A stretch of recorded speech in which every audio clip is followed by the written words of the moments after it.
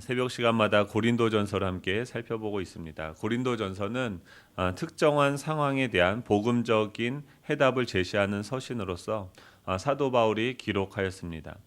앞에서 사도 바울은 그 당시 고린도 교회 안에 있었던 파벌의 문제를 다루게 되어집니다. 그리고 5장부터 11장까지는 고린도 교회에 제기되었던 몇 가지 윤리적인 문제들을 다루기 시작합니다. 우선 5장과 6장에서는 답이 명확한 문제인 5장은 음행의 문제, 또 6장에서 오늘 살펴볼 6장에서는 성도들이 세상 법정에 고소하는 문제를 다루고 있습니다. 이 음행의 문제나 세상 법정에 성도들끼리의 어떤 고소하는 사건에 대한 답변은 아주 분명합니다. 허용될 수 없다라는 것입니다. 반면에 7장부터 11장까지는 답을 딱 부러지게 할 수 없는 그런 문제들, 곧 결혼 문제나 우상에게 바친 재물을 먹는 문제, 또 여자가 교회 예배를 드릴 때 머리에 수건을 써야 하는가의 문제들이 다루어집니다. 이런 문제들은 상황에 맞게 다루어져야 할 문제들이라는 것이죠. 오늘 본문은 이 성도들이 세상 법정에서 고소하는 문제에 대해서 소개를 하고 있습니다. 1절을 제가 읽겠습니다. 너희 중에 누가 다른 이와 더불어 다툼이 있는데 구태여 불의한 자들 앞에서 고발하고 성도 앞에서 하지 아니하느냐. 지금 이 보면은 사도 바울이 평범하게 말한 것처럼 성경에는 우리말 성경에는 기록이 되어져 있지만 원문을 보면 어떻게 감히라는 표현으로 시작이 됩니다. 굉장히 사도 바울은 어이가 없다는 듯이 굉장히 분노하면서 지금 이 이야기를 하고 있는 거죠. 바울은 분노와 실망이 담긴 표현으로서 말문을 엽니다. 어떻게 감히 성도들 사이에 일어날 갈등을 동료 성도들에게 도움을 청하여 해결할 생각을 하지 않고 불의한 자들에게 가지고 가서 해결할 생각을 하느냐라고 묻는 것입니다. 그렇다고 하면 지금 이 고린도 교회 안에 발생했던 성도들 사이에 일어난 갈등은 무엇일까요? 또한 그들이 그 문제를 가지고 갔던 불의한 자들은 어떤 사람들일까요?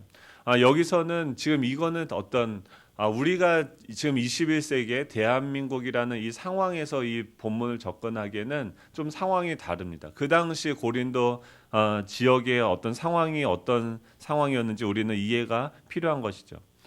고린도시의 그 당시 세상 법정이 어떠했는지에 대해서 살펴볼 필요가 있는데 그 당시 세상 법정은 로마 법정을 뜻합니다. 그 당시 로마 법정은 두 가지 종류로 나눴는데 한 가지는 중앙법정으로서 주로 내란죄나 살인죄 등 같은 정치범이나 형사범들을 다루는 중앙법정이 있었고요. 또 지방법정이 있었습니다.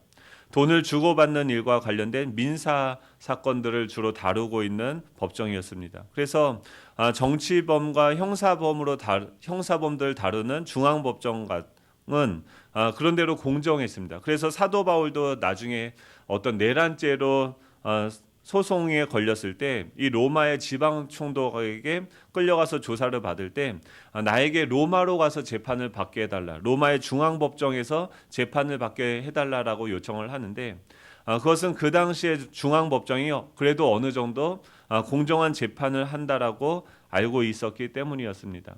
그렇다고 하면은 우리는 이 재판 어떤 세상 법정에 고소하는 것을 무조건 금해야 되는가? 지금 그것을 이야기하는 것은 아닙니다. 바울은 성도들이 어떤 경우에도 세상 법정에 호소하지 말라라고 가르치는 것은 아닙니다. 로마서 13장을 보면 믿지 않는 재판관들도 하나님이 세우신 권세라고 보아야 하고 사안에 따라서는 이들에게 호소하는 것이 정당할 때도 있다는 것이죠. 바울 자신도 복음 사역에 지장이 있다라고 판단한 문제에 대해서는 세상 법정에 호소했습니다. 예를 들면은 지금 그런 내용들이 많죠. 얼마 전에 이단인 어떤 하나 모의 교회라고 하는 데가 있죠. 거기 교리에 어떤 내용들이 있냐면은 이혼을 조장하고 또 불임이나 낙태를 조장하는 그런 교리들이 있습니다. 거기서는 굉장히 철저하게 전도를 할 때도 이 사람들이 우리한테 쓸모가 있는지 없는지를 판단을 해서 전도를 하고 또 그 사람들이 오면은 지금 이 교리를 배우는 기간에는 임신도 하면 안 되고 계속해서 그런 것들을 강요하는 그런 교리들이 있습니다. 그런 교리들이 있다라고 이단 연구소에서 이렇게 폭로를 하였는데 그것이 소송이 되었고 결국 재판정에서는 이단 연구소의 손을 들어준 사건이 있습니다. 이런 부분들까지도 지금 사도 바울은 하지 말라, 세상 법정에 가서 고소하지 말아라, 이런 내용을 이야기하고 있는 것이 아닙니다. 인간의 생명에 치명적인 위협을 가하는 폭력이나 살인과 같은 형법상의 범죄를 범하였을 경우에도 세상 법정에 호소하는 것이 타당하다라고 이야기를 하고 있습니다. 지금 그러나 그 당시 지금 이 고린도라는 그 지역에서 지금 이 법정에 간다, 이 그들 사이에서 있던 거래나 매매 계약을 맺었을 때 계약을 어겼거나 빌려간 돈을 갚지 않는 것과 같은 민사상의 문제를 다루는 지방 법원은 그 당시 지방 법원은 굉장히 좀 상황이 달랐습니다. 당시 지방 법원에서 민사상의 문제로 재판을 할 때는 재판이 공정하게 이루어지지 않는 경우가 대부분이었습니다. 대부분 고발한 원고는 돈이 있는 사람들이었고 고발당한 피고는 가난한 하층민일 경우가 많았습니다. 그래서 법정에 고발하려고 하면 많은 돈이 필요했기 때문에 부자들만이 고발을 할 수 있었습니다. 그래서 그들은 재판을 통해 정치적으로 경제적으로 재판관을 매수하고 자신에게 유리한 판결을 내리게 하는 것이 그 당시 일반적인 고린도 교회를 둘러싸고 있는 사회의 정황이었습니다. 그러므로 여기서 불의한 자들이라는 것은 이처럼 돈에 매수되고 압력에 굴복하여 가난한 자들에게 불공정한 판결을 내리는 지방법원의 나쁜 재판관들을 이야기하는 것입니다. 지금 이 당시 고린도 교회 안에는 성도들 간에 돈을 둘러싸고 어떤 거래상의 불이익을 받는 계약을 어기거나 빌려간 돈을 갚지 않는 일이 일어났습니다. 또 이로 인하여서 성도 간의 민사상의 갈등이 발생한 겁니다. 그런데 본문 2절에 보면 지극히 작은 일이다라고 이야기합니다. 그러니까 뭐 어떤 큰 문제가 아니라 지금 작은 성도들 간에 작은 어떤 일들이 일어났는데 그것을 그들 안에서 해결하는 것이 아니라 교회에서 보통 문제가 발생하게 되면 어떻게 합니까? 그것도 성경에서 이야기하고 있죠. 어떤 사람이 분명하게 어떤 잘못을 행했을 때 먼저 내가 개인적으로 가서 그의 잘못에 대해서 이 부분이 잘못됐다라는 것을 지적하고 그에게 회개하고 고칠 것을 이야기해야 되는 거죠. 무조건 입을 닫고 있는 것이 아니라 개인적으로 찾아가서 그에게 잘못을 고칠 것을 요구해야 되는 것이죠. 그럼에도 불구하고 그가 듣지 않았을 때는 두세 사람의 증인을 데리고 가서 이야기를 하고 끝까지 그 사람이 그 문제에 대해서 고칠 만한 그런 마음을 갖지 않는다고 하면 교회적으로 치리할 수 있는 그런 방법들이 존재하고 있습니다. 그런데 그런 절차들을 가지고 문제를 풀어간 것이 아니라 지금 이 사람은 자신의 어떤 의도대로 그 판결을 굽게 하고자 세상 법정으로 데리고 가서 그 문제를 해결하려고 했던 것을 지금 사도 바울은 지적하고 있는 것입니다. 작고 소소한 금액을 이런 문제들을 가지고선 세상 사람들의 방식으로 똑같이 뇌물을 주고 인맥을 동원하여 압력을 행사하며 자신의 이익만을 철저하게 추구하는 일이 발생한 것이죠. 공동체 안에서 해결할 수 있는 문제를 이대로 하면은 자기의 성에 차지 않으니까 자신에게 더 이익이 있는 방법으로 세상적인 방법을 추구하여서 문제를 풀어가는 방식을 이 사도 바울은 분노하면서 하지 말라라고 이야기하고 있는 것입니다. 사도 바울은 성도들이 이런 문제들을 가지고 세상 법정에 가지고 와서는 안 된다라는 성경적인 이유를 두 가지를 제시합니다. 2절 3절이죠. 우리 함께 읽겠습니다. 시작. 성도가 세상을 판단할 것을 너희가 알지 못하느냐. 세상도 너희에게 판단을 받겠거든 지극히 작은 일 판단하기를 감당하지 못하겠느냐. 우리가 천사들을 판단할 것을 너희가 알지 못하느냐. 그러하거든 하물며 세상 일이냐. 지금 사도 바울이 성도들이 이런 작은 문제를 가지고서 법정에 가지 말아야 될 것에 대해서 두 가지 이유를 제시하는데 첫 번째는 이 성도는 우리의 존재는 세상으로부터 재판을 받는 자들이 아니라 거꾸로 세상을 재판하는 자들이라는 것입니다. 성도가 세상을 재판한다, 판단한다라는 말은 지금 이 예수님께서 재림하실 때 온 세상 사람들을 심판하게 될 때 우리는 주님과 함께 배석하여서 그 심판에 참여하게 되어진다라는 것입니다. 마태복음 19장 28절에 보면 예수님이 이렇게 이야기합니다. 예수께서 이르시되 내가 진실로 너에게 이르노니 세상이 새롭게 되어 인자가 자기 영광의 보좌에 앉을 때 나를 따르는 너희 12 보좌에 앉아 이스라엘의 12지파를 심판하리라 라고 이야기합니다. 나를 따르는 너희도 12 보좌에 앉아서 이스라엘 12지파를 심판할 것이다 라고 이야기를 합니다. 즉 우리는 이 세상 사람들의 어떤 기준에 대해서 판단을 받을 자들이 아니라 오히려 진리를 가지고 이 세상을 심판할 자들이다라고 너희의 그 신분을 격화시키지 말라라고 이야기를 하는 거죠. 두 번째 이유는 3절인데 우리가 천사를 판단할 것을 너희가 알지 못하느냐 그리하거든 하물며 세상 일이냐라고 이야기합니다. 성도들은 세상 사람들뿐만이 아니라 천사들까지도 심판합니다. 물론 이 타락한 천사들을 심판하는 거죠.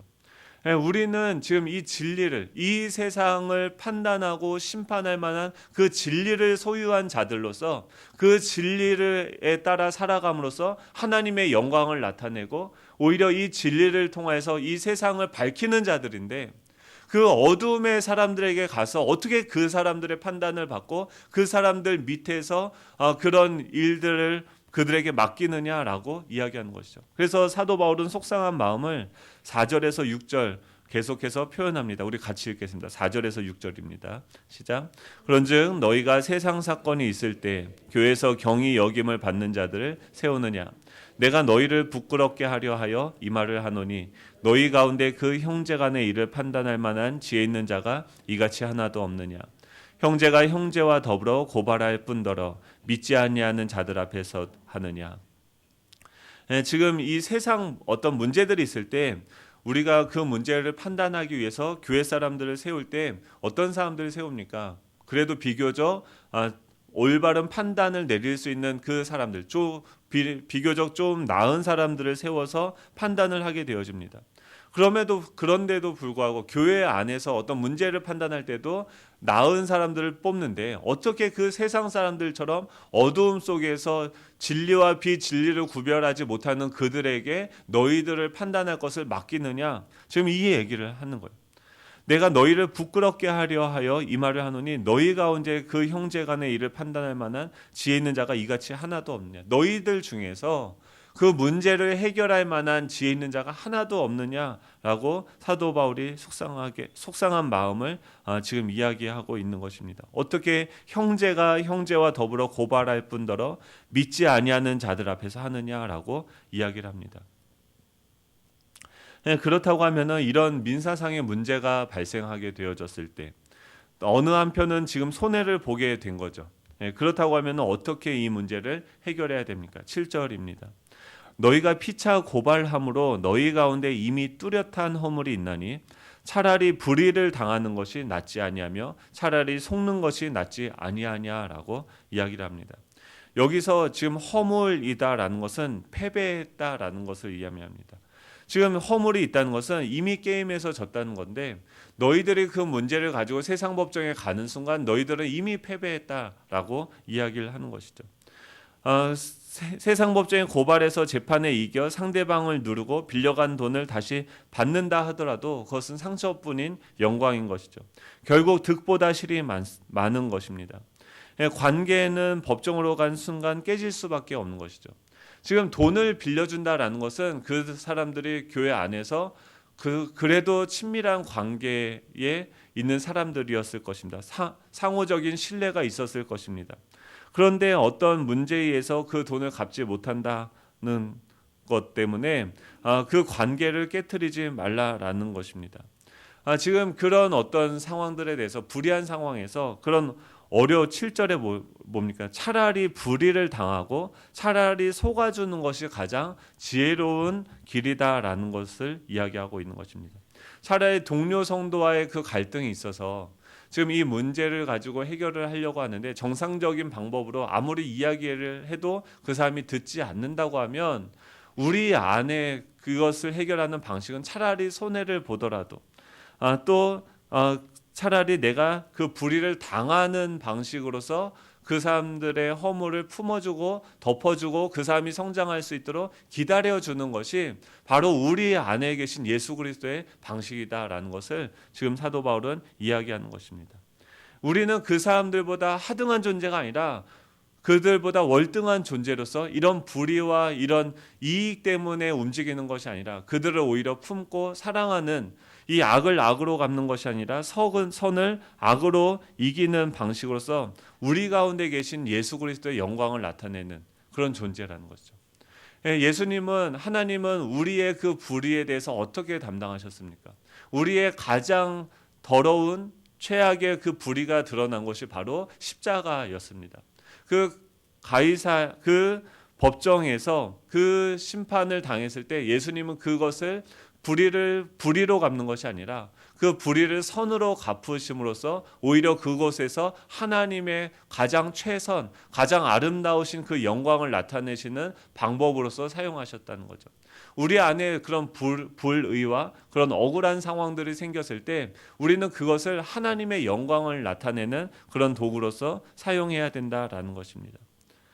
왜 지금 8절은 이렇게 너희는 불의를 행하고 속이는도다. 그는 너희 형제로다. 지금 이 소송권은 그 기본적인 전제 자체가 어떤 시시비비를 가리는 문제가 아니라 불의를 행하기 위해서 지금 소송을 하고 있는 것이었고 그것을 하지 말라라고 지금 사도 바울은 이야기를 하는 것이죠.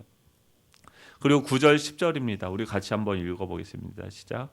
불의한 자가 하나님의 나라를 유업으로 받지 못할 줄을 알지 못하느냐. 미혹을 받지 말라. 음행하는 자나 우상 숭배하는 자나 간음하는 자나 탐색하는 자나 남색하는 자나 도적이나 탐욕을 부리는 자나 술 취하는 자나 모욕하는 자나 속여 빼앗는 자들은 하나님의 나라를 유업으로 받지 못하리라. 아멘. 지금 이 불의한 자들은 하나님의 나라를 유업으로 받지 못한다라고 이야기하면서 오히려 그들이 소송을 맡겼던 그 재판관들과 그 세상 사람들의 모습이 그들의 죄악이 어떠한지를 사도 바울은 고발을 합니다. 미혹을 받지 말라라는 것입니다. 단순히 그 조그만한 이익에 눈이 멀어서 세상 사람들의 방식을 따라가지 말라라고 이야기를 하는 거죠. 그들은 어떤 삶을 살아가고 있습니까? 음행을 합니다. 우상 숭배를 합니다. 그 당시 고린도 지역은 에서 우상 숭배를 한다라는 것은 그 성전에 그 이방인들은 예배가 뭐였냐면 사창가에 가는 거였어요. 굉장히 성적으로 문란한 곳이었었고 그런 것들을 하고 또 간음하는 자, 결혼한 유부녀와 부적절한 관계를 맺는 일이 있었고 탐색한다라는 것은 동성연애를 할 때 이 남자들이 여성의 역할을 하는 것을 이야기합니다. 남색한다라는 것은 이 동성연애를 할 때 남자 역할을 하는 것. 그 당시에는요 동성연애가 굉장히 보편적이었습니다.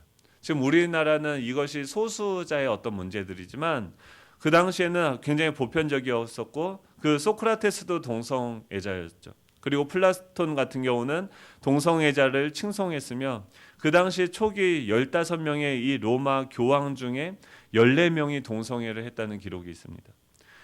그 세상에 아주 보편적인 그런 악들이 있는데 그것을 따라가지 말고 그것을 합리화하지 말고 다들 그렇게 세상 법정에 가서 고소를 하고 자기 이익을 추구하는데 너희들은 그래서는 안 된다라는 것을 이야기합니다. 그들은 하나님의 나라를 유업으로 받지 못하는 자들이 아니냐. 근데 왜 그들을 본받고 그들의 방식으로 그 문제를 해결하려고 하느냐라고 이야기를 하는 거죠. 도적들이 있었고 그 당시에는 도적들이 좀도둑이 엄청 많았습니다. 탐욕을 부리는 자, 술 취하는 자, 모욕하는 자. 모욕하는 자는 맨날 다른 사람들을 깎아내리며 그 사람이 없는 데서 그 사람의 뒷담화를 하고 습관적으로 남을 깎아내리는 사람들인 거죠. 속여 빼앗는 자들은 부당한 방법으로 속여서 이득을 취하는 자들이죠. 이런 모든 것들이 불의한 것들인데 지금 너희 중에도 이 같은 자들이 있다라는 거예요. 지금 단순히 이 소송의 문제뿐만이 아니라 우리는 지금 11절에 뭐라고 합니까? 너희 중에 이 같은 자들이 있더니 주 예수 그리스도의 이름과 우리 하나님의 성령 안에서 씻음과 거룩함과 의롭다 하심을 않았던 우리는 이미 씻어졌고 이미 다 목욕을 하여졌고 거룩하여졌고 하나님께서 의롭다 자신의 아들 자녀 삼아 주셨는데 그런 하나님의 자녀인 너희가 어떻게 세상 사람들 그 이미 다 깨끗해졌는데 그 더러운 것들을 다시 몸에 묻히려고 하느냐? 너희들의 존재를 다시금 생각하고 너희들의 그 존귀함을 너희들의 그 이익이 있는 부분에서 드러내라라고 지금 이 사도 바울은 이야기하는 것이죠. 한마디로 구원을 받았으면 세상 사람들과 같이 살지 말라라는 거예요. 어떤 사건, 어떤 불의하고 억울하고 내가 손해보는 그런 사건이 있다 하더라도 그것을 통해서 하나님의 영광을 나타내는 그런 존재로 살아갈 것을 지금 사도 바울은 이야기를 하고 있습니다. 우리는 어떤 존재입니까? 이 세상에 심판을 받는 자들이 아니라 세상을 심판하는 자들이죠. 어떻게 그 심판을 감당하고 있습니까? 지금도 이 불의한 세상, 이 편법이 판을 치는 이 세상 속에서 진리를 믿고 따르는 방식으로서 내 자신이 손해를 보는 한이 있다 하더라도 끝까지 사람들을 사랑하고 품는 방식으로서 그들의 불의를 고발하고 심판하는 저와 여러분으로서 하나님께서는 우리를 부르신 줄 믿으시기 바랍니다. 세상이 어둡고 깜깜하다고 해서 우리가 빛을 발하지 말아야 될 이유가 없습니다. 이 빛을 발하는 저와 여러분이 되기를 간절히 축복합니다. 기도하겠습니다. 하나님 감사합니다. 저희들 정말 우리의 이익만 생각하고 자기 중심적인 그런 삶을 살던 자들이었음에도 불구하고 하나님께서 끝까지 우리를 기다려주시고 또 손해를 보시고 우리를 품어주시고 우리를 기다려주시고 우리를 위해서 자신의 생명까지도 내어주시는 방식으로 하나님 우리를 다시 살리신 주님의 은혜를 우리가 이 시간 다시금 바라봅니다. 주님, 우리도 그와 같은 방식으로 이 땅에서 살아감으로 우리 안에 계신 예수 그리스도를 이 어두운 세상 가운데서 보여줄 수 있는 저희들 되게 하여 주시옵소서.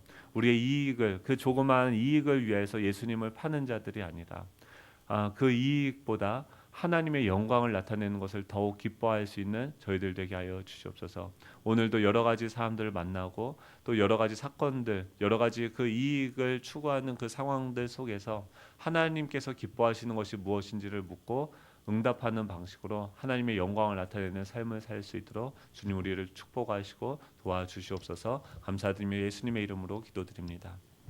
아멘. 하늘에 계신 우리 아버지여